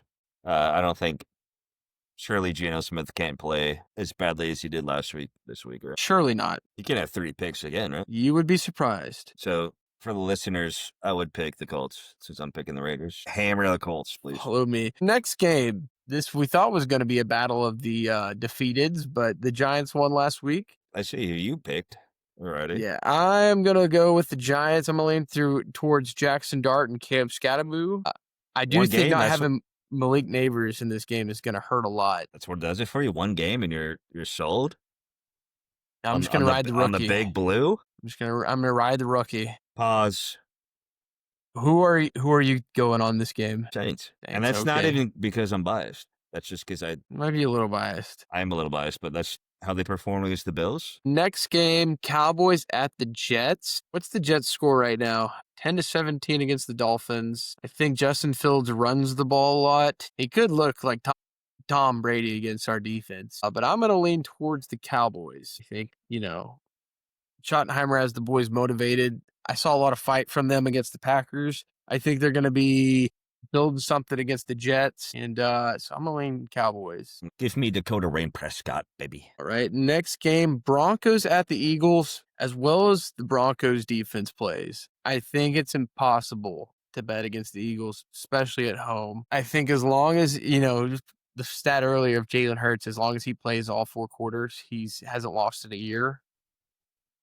There might be trouble in paradise with A.J. Brown, or that just means they're going to get him the ball a lot more. I'm going to lean towards the Eagles on this game. Give me the Broncos, dude. There's going to Yeah, be one so There's surely going to be one upset, and this is going to be the one I pick. Dolphins at the Panthers is the next game. This game, I think, could go either way. I think either Tua shows up and they light him up. Bless you. Bless you. Professional podcasting. I think Tua shows up and, lights up the Panthers defense, or the Panthers are able to run the ball effectively against the Dolphins. Oh my Bless God. you again. I'm allergic to the Panthers, dude, apparently. Yeah, you're allergic to the Panthers. So are you going Dolphins? I'm going Dolphins. It might be biased, but I'm going to go Panthers just because I got Chuba Hubbard on my fantasy teams. I need him to go off. Big Bryce Young guy, huh? I'm leaning into the Alabama. Big Alabama guy. Big Alabama guy. Texans at the Ravens. And, we don't, like I said, we don't have the luxury of knowing the injuries going into this game. I think the Ravens are going to be too riddled with injuries. I'm going to go Texans here. I think, they finally got a win against the Titans. It wasn't a pretty win, but it's a win. I just think the Ravens are too hurt. Also, I think the Texans have a really stout defense that isn't plagued in injuries. It was a pretty good win. They didn't score. Yeah, it shut them out. Yeah, give me the Ravens. Put me at quarterback. Line them up. Line me up. I'm going to hand it to Derrick Henry. What are the Texans going to do? Stop it? No. Yeah. But Have fun. He didn't show up too much in the Chiefs game. He's still Derrick Henry. He's still Derrick Henry. And I'm taking him over the Texans. Afternoon games, we have Titans at Cardinals. I think the Titans, you just put up a goose egg. Although we did say the Falcons the same thing. You put up a goose egg. How do you bounce back? I just think Cam Ward's still figuring it out. I don't think they get it done against the Cardinals, especially Cardinals' close loss against Seattle last week. They're going to have the full. They've been resting since Thursday, got the extended, week to get ready for this game. I'm going to go Cardinals. What are you thinking, Matt? I'm going to go Cam Ward, first win of his career. Calling it. Give me the Titans. This might be the most we've ever disagreed, on teams. Gonna make it made things interesting. All right, so next we got Bucs traveling up to Seattle to play the Seahawks. I'm going to rock with Baker Mayfield. I think Mike Evans still might be out in this game. If he's playing, I definitely rock Buccaneers, but no matter what, I think I'm just going to take Baker Mayfield. I mean, even if Mike Evans is out again, he's got, I'm calling it Offensive Rookie of the Year, Nacua Puka. Out of Ohio State, a dog. My pick for Offensive Rookie of the Year so far. Give me the Buccaneers. There we go. That's also the Seattle's favorite in that game, too. That is insane, actually. Next game, Lions at Bengals. I should say Bengals because the transcript doesn't like to, apparently I say it weird. I'm going Lions. Dan Campbell's got them boys motivated. Think, they're going to keep rolling the way they're moving. Their defense is playing great. Jared Goff's looking good. Amon-Ra is a different beast right now. Jahmyr Gibbs, also solid running back. The offense is too explosive to stop. Bengals are going through a lot of turbulence right now. I don't think they're going to get it figured out, especially against Dan Campbell. He's going to have those guys motivated to play. Also, I think this will probably be one of the best jersey matchups, just the orange versus the powder blue of the Lions. I like that. I think unless the Bengals wheel out Joe Burrow, We'll put him out there in the wheelchair. Unless he's out there in a wheelchair slinging it, I'm taking the Lions. Go. And then Commanders at Chargers. I don't know if Jaden Daniels is coming back. He's missed the last 2 weeks. What I read from the Commanders fan earlier makes me think there's trouble in paradise. I'm gonna go Chargers, and that Harbaugh is gonna get them boys to bounce back from that loss against the Giants, especially at home. I'm gonna take the Chargers on this one. Yeah, I mean, I will say, in Jaden Daniels' absence, the Commanders have still been able to run the ball at will. But I just don't think that's going to be enough. How well Justin Herbert has been playing. They're going to need fairly good quarterback play, and they're not going to get that from Mariota. Also, the Rams. So I'm going Chargers. Rams and Chargers both play at SoFi, right? SoFi, yeah. Yeah, SoFi. That's a crazy turnaround because the Rams play Thursday night football at home, and then by Sunday they have it converted over to the Chargers. Yeah, it's just interesting. So shout out to the stadium team getting all that stuff switched over. I mean, that's like American Airlines Center. American Airlines, yeah. Stars and Mavs or Stars, Mavs, MetLife. Cowboys, whatever it is. Not Cowboys, but Stars, Mavs. Yeah, they probably do a Cowboys game there. They could. They They could wheel could. out the turf or whatever. But like MetLife where it's Jets and Giants, which there's an awesome YouTube video on that of just like the conversion process of switching the stadium over and how they figure out little tips and tricks there on how to do that. A Sunday night football, we have I don't think will be as good of a game as we just had against the Cowboys and Packers, but this is Patriots at the Bills, a little AFC East showdown. We'll get to see Drake May in the big lights. Unfortunately, I think the Bills are just a wagon right now, and I would think the Bills remain undefeated and take down the Patriots. Yeah, you're contemplating Drake May over there. I can see it. I do. I want to take just Drake May's been playing so well right now, and the Bills' offense looked like it struggled at times against the Saints, right? Which is not what you want your offense to do. But give me the Wyoming legend. Give me the Bills. Josh Allen and the Bills. That would kind of be the picks. We also are going to do Monday night. We'll pick Monday night. It's Chiefs at Jaguars. But we also record these podcasts on Monday night, so it kind of makes a little scheduling conflict because we don't actually know who won the pick until like the week after. So I don't know if we're going to continue to count Monday night towards our stats and everything. I think we're in agreement on this one though. I think this one won't affect anything. I'm going Chiefs. With the way Patrick Mahomes is looking, that defense is looking. I think they shut down the Jaguars pretty effectively. I agree. Yeah. It's as much as I would love Brian Thomas to go streaking down the field against the Chiefs. I just can't see it happening. I think the Chiefs are, we say the Bills are a wagon. Chiefs are figuring out. I don't think they're a wagon yet, but they're figuring out, their identity again. And the Chiefs are becoming the Chiefs that we've seen these last couple of years. So we'll let you know. Also, one little quick thing. This isn't NFL related. Just a kind of like a breaking news type deal.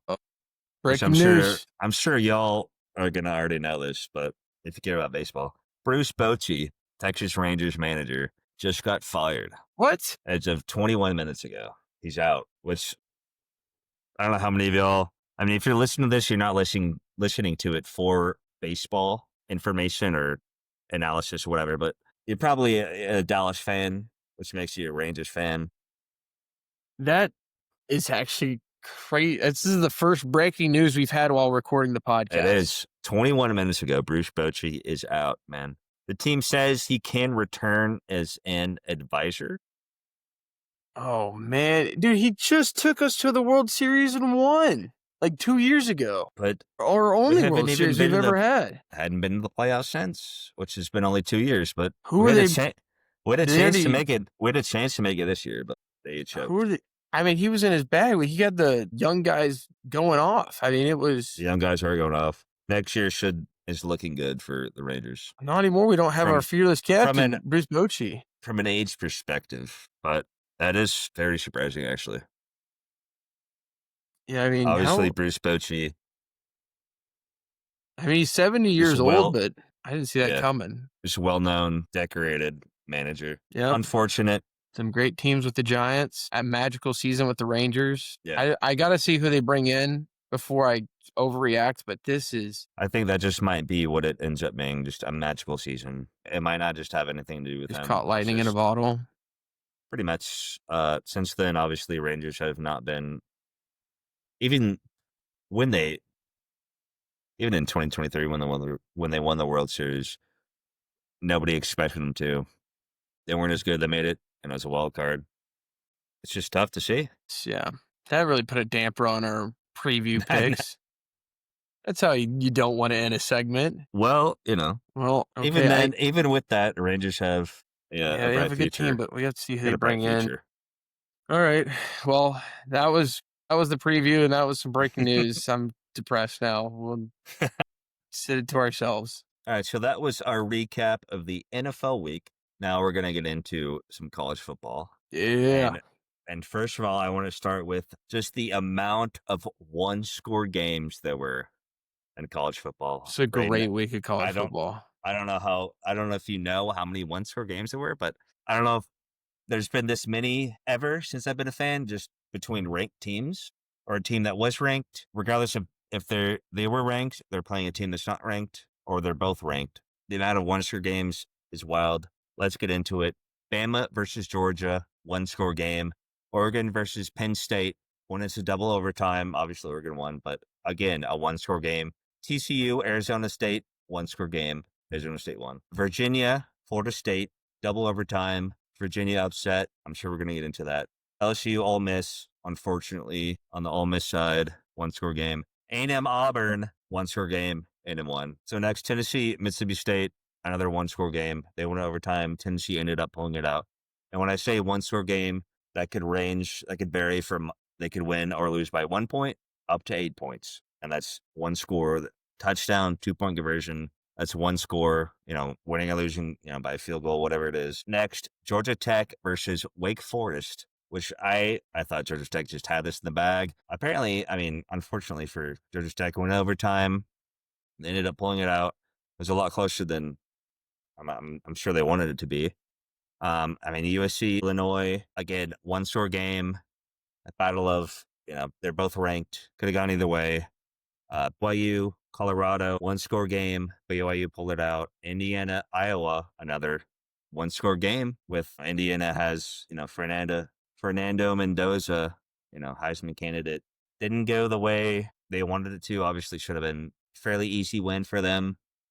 Iowa wasn't ranked, but they were. It's just another one-score game. So yeah, I think this was a week of, the NFL. It was a lot of blowouts. We saw, large margins of victory. College was a little bit of the opposite. It was like games that either went in overtime or they had a chance to win it in the fourth. It was a great week of college football. And I say we start with number 8, Florida State, getting upset at Virginia, 38-46. This game went into double overtime. I believe this was a Friday game, so it was a good precursor to the weekend. I did catch the tail end of this game and the overtimes, which I tell you what, if you're going to catch a game and you're going to come into it randomly, overtime's the best time to do that. And we just talked about how the Cowboys should have overtime. This is how I wanted the Cowboys Packers game to end. The fans end up rushing the field on this, and I do have some beef with I want to allude to Illinois, number 23 Illinois upset number 21 USC, and the fans rushed the field. I do have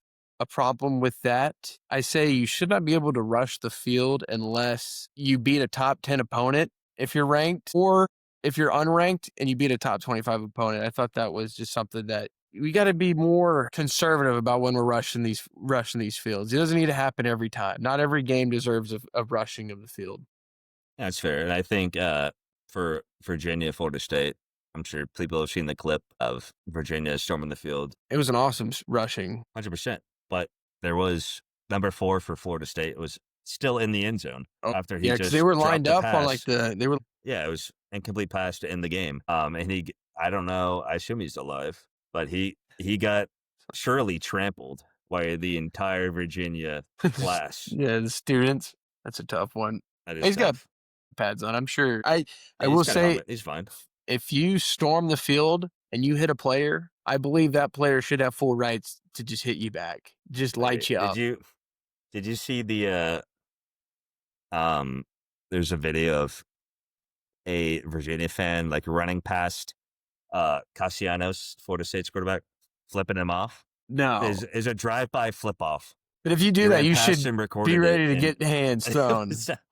It's hilarious. But to Virginia's credit. To Virginia's credit, it was their 6th win against a top 10 team in their school history. Yeah, that deserves a good... No, for sure. They definitely had...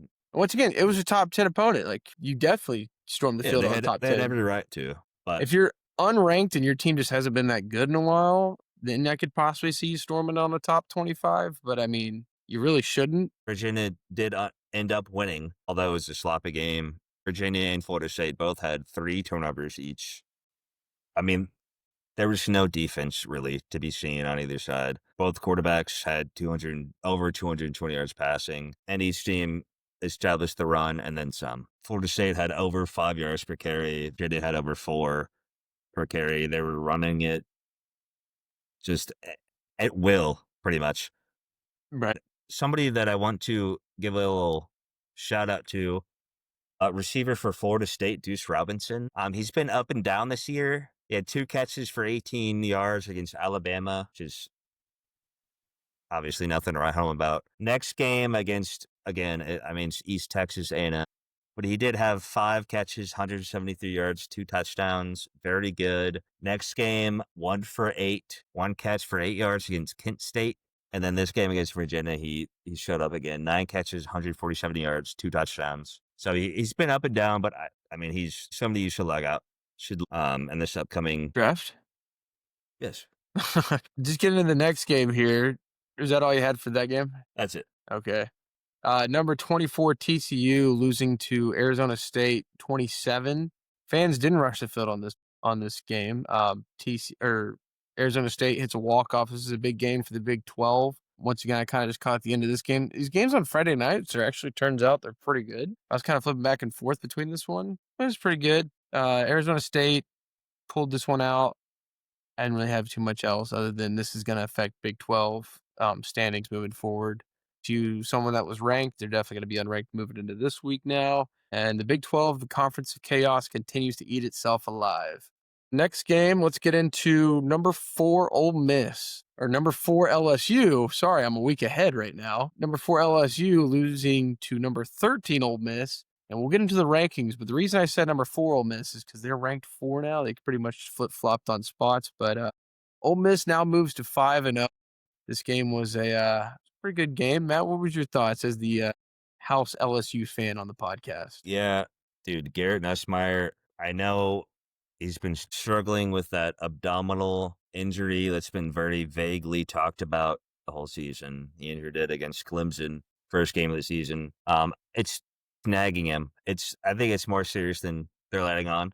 He had one play that he had a receiver down the right sideline, wide open. He underthrew it. It was an incomplete pass, which a completely healthy Nussmeier is making that throw 10 times out of 10. So, I mean, that's obviously hurting them. Which is why I think they're running more short routes with the receivers. They're running more screens, receiver screens, running back screens, whatever it is. He just can't really push the ball down the field right now, I guess. Penalties. This week, LSU cleaned it up. They only had 7, and Ole Miss had 14. And still, LSU was unable to capitalize on them. Even Ole Miss had two turnovers. They were unable to score off of those as well. They were 2 for 11 on third down, and you're not going to win a game Right. when you only convert two third downs on 11 tries. Unable to establish the run, which is what kind of has been their MO up to now. And I will give credit to Trinidad Chambers, Ole Miss's quarterback. I think it's time to.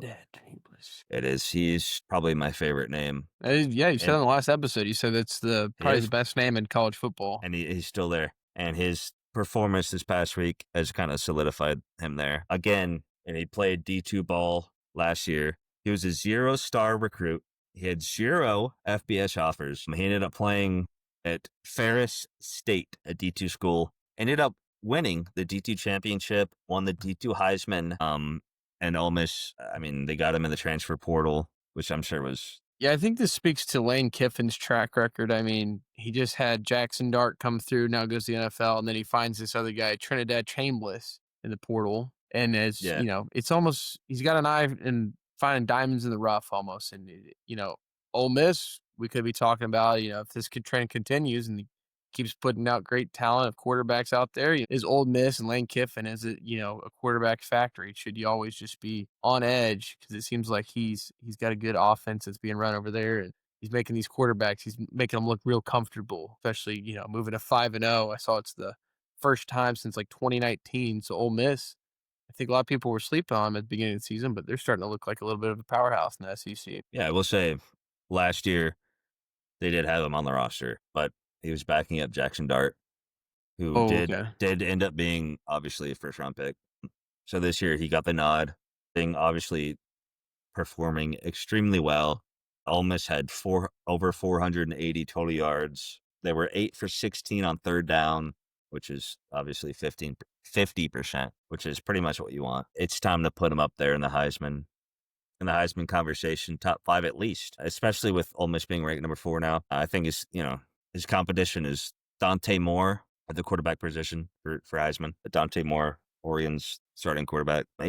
Chambliss is very good. He's got Ole Miss in a very good spot to go deep into the college football playoffs. So we'll see what they can do. Nice. Do we want to go? Which game we want to go to next? There's Auburn, A&M, or Alabama, Georgia, or Oregon and Penn State. I'll give you Auburn. Or I'll give Alabama, Georgia. All right, let's keep it in the SEC. Number 17, Alabama takes down Georgia at home. Number 5, Georgia at home, 24-21. And 24-21 significant because Alabama scored all 24 points in the first half. After the first half, they didn't score any more points. It turns out that was just enough. Tide defense came up big in the fourth, a fourth down stop at the Alabama 11 or at the Alabama 8 with 13:20 remaining in the fourth quarter. And then Georgia just never really got anything going from there. Ty Simpson, Alabama's quarterback, looked great. 35 minutes of possession time versus Georgia's 24.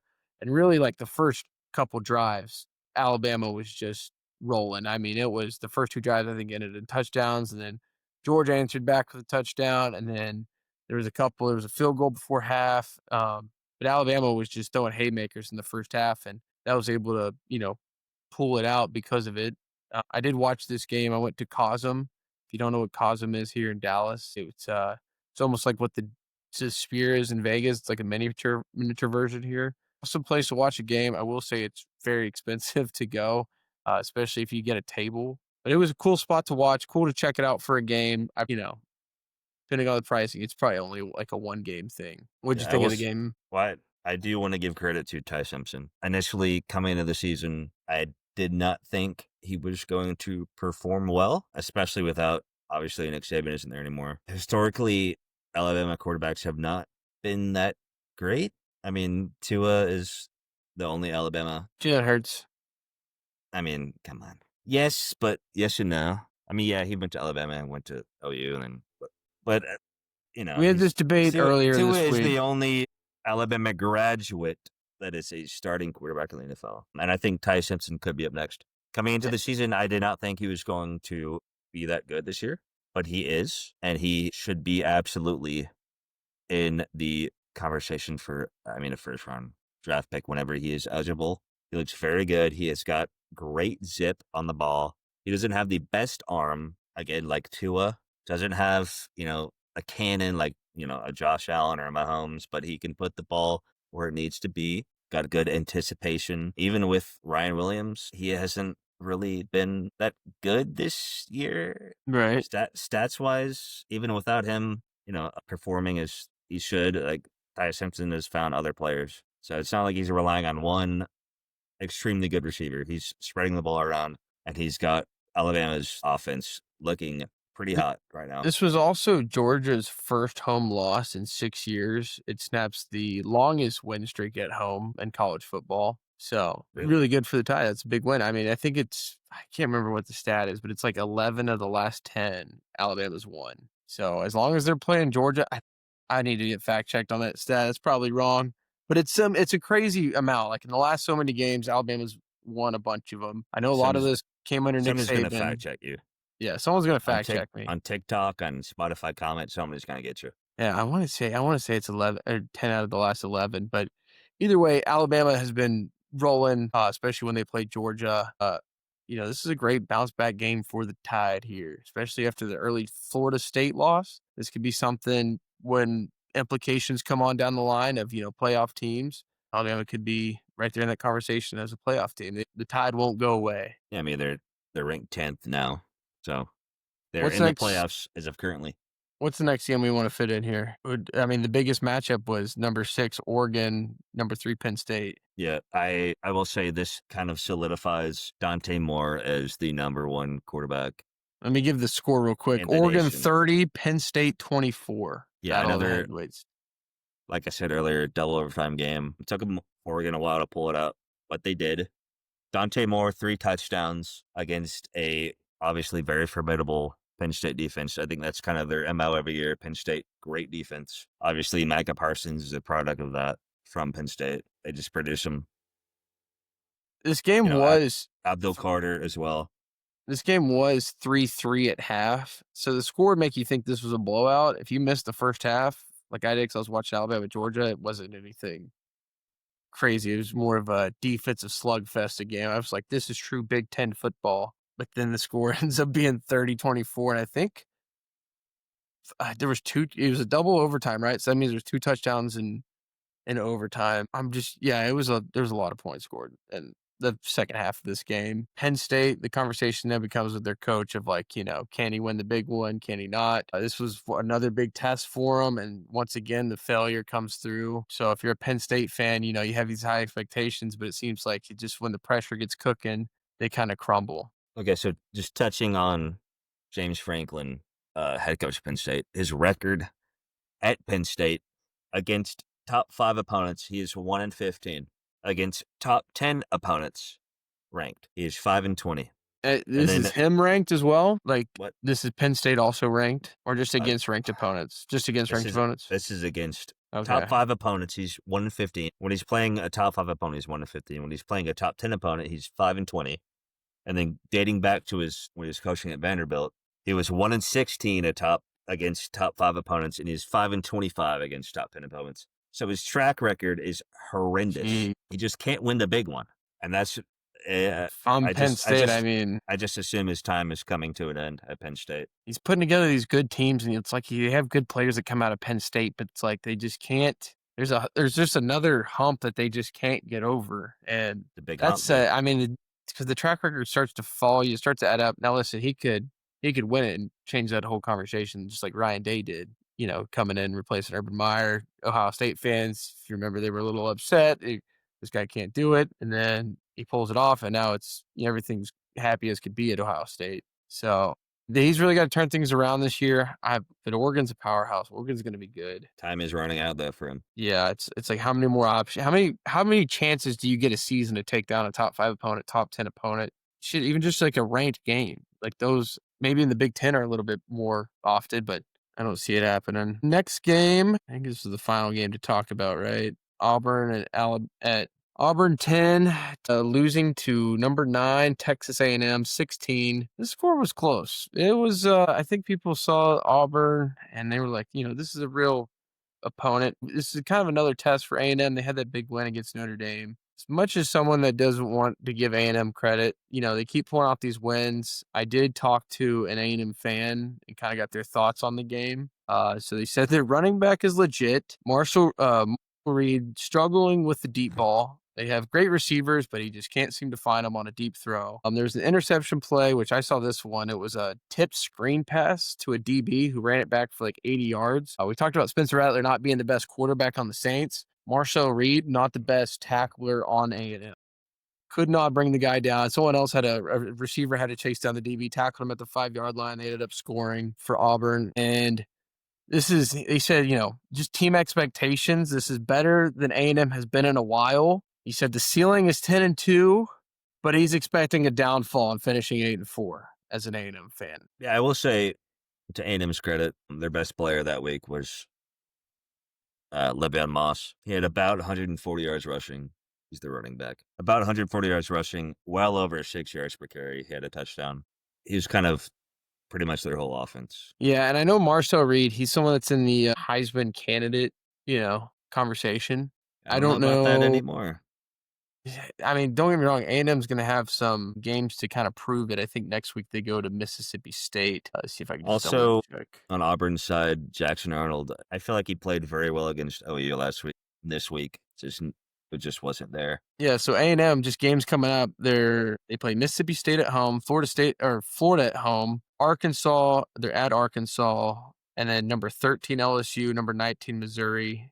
And then they have 2 games, and then they finish at number 9 Texas. So, they still have some tests along the way. I don't think they're going to finish as bad as probably, A&M fans think, as much as I want them to. But I think they're going to be okay moving forward. And so that was kind of the recap of college football. There were so many other games that went in overtime, but there's just not enough time to touch on every game. I'm just kind of previewing the next week of college football. We do have 2 ranked matches. Number 16, Vanderbilt is at number 10, Alabama. Matt, you got a fun fact for that one? I do. This will be Alabama and Vanderbilt's first time playing each other when they're both ranked. That's crazy. Since 1937, so almost 100 years. I did see, what was it? Someone asked ChatGPT if there was a time when Vanderbilt was ranked and Alabama was not when they played. It was like 1955. It's only happened twice in like the school's history. Really? So Alabama has always been the one that's controlled the series. Yeah. Diego Pavia better be on his game, dude. Took down Alabama last year. This was a big turning point of the Tide season last year. Now we got Vanderbilt coming into Alabama, and this is going to be a get back game. I mean, if fool me once, shame on you. Fool me twice, Alabama.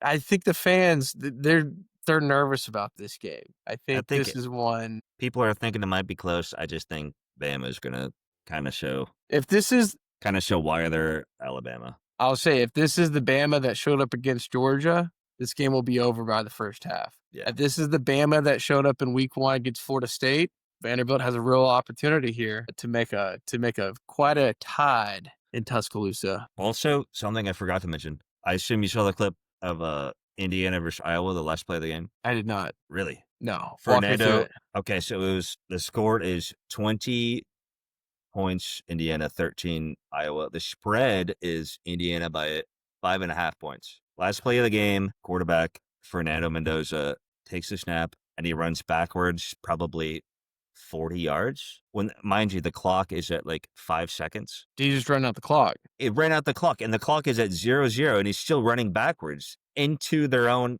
end zone. Oh, so it is a safety? For a safety.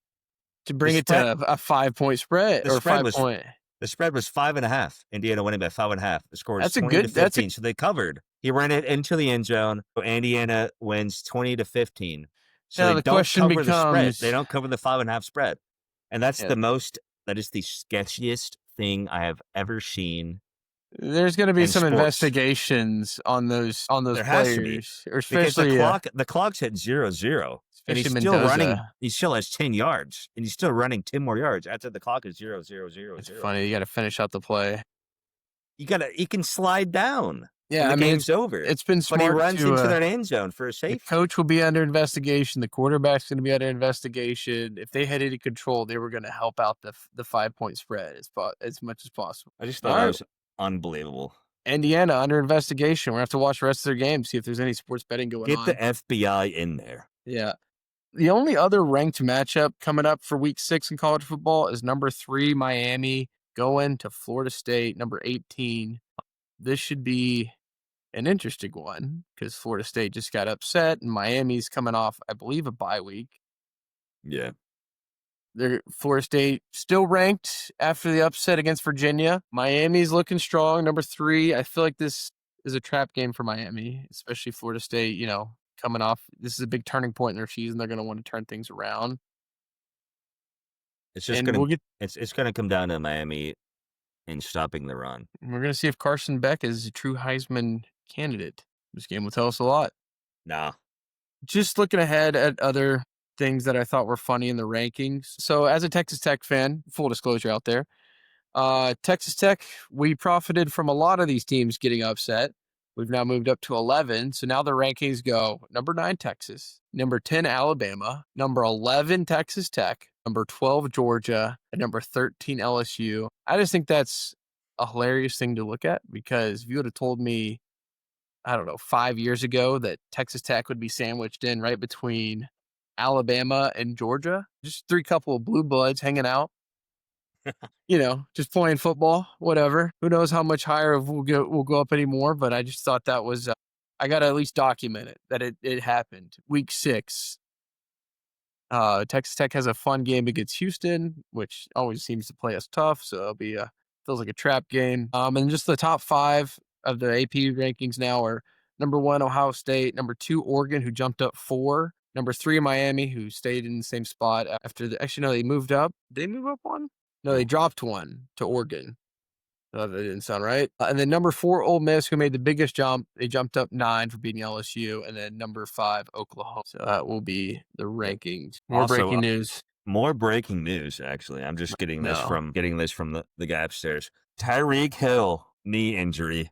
Oh, no. Has been taken to a local hospital for imaging, evaluation, and observation. So apparently it was obviously we're not recording the podcast right now. We're not watching the Monday night game. Sources say, my sources that I have in the NFL, They say gruesome injury, although he was smiling, laughing while being carted off, I guess, taken off the field. It was severe enough for him to be taken to a hospital. I'm not sure why he's all giddy about it. If it's as serious as it sounds, what a blow to the Dolphins. Humongous blow. Jalen Waddle has to step up immediately. He's got to be that number one guy. I know Tyreek has been kind of not as good last couple of years, I guess. Maybe that's due to quarterback play, but you never want to see this. That's tough. Knee injury, we'll see obviously later today, maybe tomorrow, the severity of it. But Damn, bro. I just hate to see those. I was just looking at it. That sucks. Bad week of injuries, man. I wish this wasn't the breaking news that I'm looking at, but back to back, very unsettling news on different. All right. It's just breaking news after breaking news. Hopefully no more breaking bad news. We just want good news. Breaking bad. All right. That is just some horrible news to hear. We did see it. It's a very gruesome injury. Prayers for Tyreek. That's tough. We will get into a Ryder Cup preview here and just kind of close out the show. So Ryder Cup, we did a preview last episode. It didn't go our way. U.S. got spanked by Europe. It's basically turned into like the New York crowd versus Rory McIlroy. But Friday and Saturday, the USA team did not play well. They dug themselves in quite a hole. Sunday, they just about pulled off the largest comeback in Ryder Cup history. But Europe was able to pull it out. They retained the trophy for 2 more years. It was a good showing from Cam Young on the American side, and John Rahm and Shane Lowry, McIlroy, Fleetwood, they all played great for Europe. I will say this as probably some copium. How many Super Bowls has Europe won? The answer is 0. And that's all I could really say. I guess we have another 2 years to get ready. We got to reload the team. It just seemed like our guys were not on the first 2 days, and that really set us back. I think it was just mainly the putting Friday, Saturday. Yeah. Just couldn't seem to make a birdie putt. Yeah, just nothing would drop for us. Bright side, though, for USA, I do want to say Justin Thomas's shoes. Oh, yeah, Justin Thomas had some fire shoes. Any golf fans out there that watch it, I need a pair of those. And his putt on 18 was just... Yeah. It was a thing of beauty. Absolutely electric. That is what, that's what the Ryder Cup is about. Yeah, it was fun. I think things got a little heated. I don't know if the Ryder Cup will ever come back to New York because apparently the fans were quite a factor as we were projecting in the last episode. That's probably not the state you want the Ryder Cup to be in. No, and it changes. I mean, I think there's like 5 different sites that it switches through in the U.S., but the next one's going to be in Europe. I imagine our guys are going to hear it a lot, and normally you don't go to someone else's home and win it, so we're going to have to really put together a... Scotty Scheffler. Fuck you, Scotty Scheffler. Scheffler also struggled a little bit in the first 2 days. Played great on Sunday, but like I said, the U.S. just dug ourselves in such a hole that it was tough. Tough to see. You hate it. Tough to get ourselves out. But with that, we'll kind of close and wrap up the show. Thank you, everyone, for listening. I think this episode is going to be longer than anything we've released so far. Me and Matt were kind of talking. This is just, I think, one of those, we're just in the week of sports and just kind of the month of sports where there's just so much going on. There's so much to talk about. Thank you, everyone who followed the show at Brodie Pod on Spotify, Apple Podcasts, and YouTube.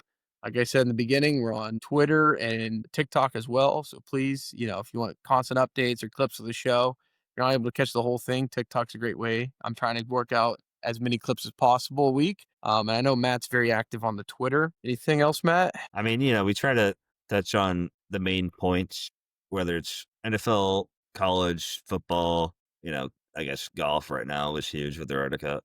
Obviously, we can't touch on every single game. We try to focus on the main ones that might bring, interest, and I think that's especially people in college. Want to hear, right?